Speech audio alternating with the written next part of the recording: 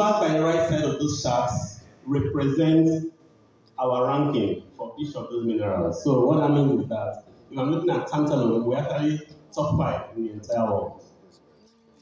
That is to tell us that this is not really a very critical situation. I want to talk a bit on the next slide. Our current estimate of the reserves, reserves of already explored and proven reserves of minerals is estimated at $700 billion. That's actually massive. And the question is, today, what have we done with that? Not even up to 1% has been exploited. So as we speak now, we have a lot of investments, a lot of potential lying fallow because nobody has done anything about it.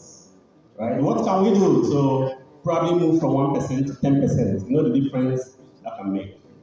Another way of looking at this is that while we are saying that there are known reserves and proven reserves waiting to be exploited, the same way there are a lot of reserves waiting to be discovered. So this sector is so massive that we have really not been doing much in the past years. The GDP contribution of mining in the year 2019 was 0.3%, and by 2021 it rose to 0.6%. While this looks like a baby step, what it also means that we have doubled it in 3 years. And most of us sitting here didn't have the opportunity to rewrite the story. What can we say in the next few years? Are we able to raise the GDP to say 2%? And can we estimate or imagine the difference that will make? If you look down there, there are a number of already confirmed sites for the different minerals. And on an ongoing basis, we continue to discover more sites. The work done by BIP will make their position later on, just over the past few months, discovered yet another deposit, another site for lead, for gold, for tin, and for lithium. You know how important lithium is, right? And what lithium is used for. The rest of the slide, I will try to hurry over it because the director has done justice for that. And that is talking about what is the government doing today to make it easier for new investors to get on board today to help the old investors in renewing their licenses and also having smooth operations. Now more than ever, I think we have a very strong government support. No more than ever, from the minister to the presidency, we are all speaking the same thing. What can we do with the vast deposit of mineral resources we have in the country? We all know about the SMDF. That's a fund that is available for anyone who meets the requirements. So in this room, we probably know people, or probably have people, who may want to know what this fund really constitutes, and who may be encouraged to see where they can take advantage of this.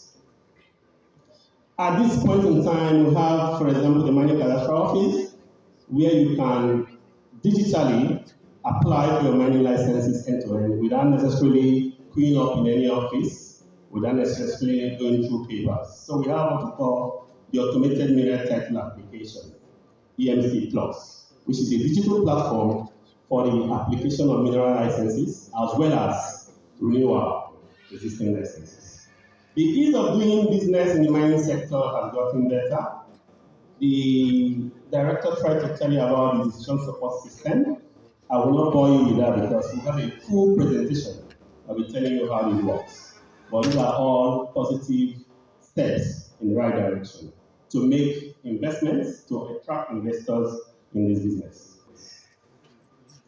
We talked about the DSS, which is almost like a game changer. We talk about the SMDF, which is a fund that is available for you to be used.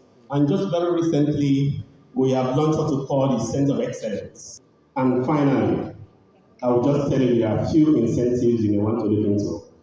Tax holidays. There are tax exemptions you have for 3 years. After that, you have opportunity of being applying for additional 2 years. There are what we call the capital allowance that is increased the moment you are playing in the mining space. A lot of tax exemptions because you are handling mining activities. And of course, custom duties you don't need to pay because you are paying machinery equipment that are used in the mining sector. And then you are allowed to retain ownership and also retain your profits. And finally, you also allow a lot of tax exemptions in the way of export.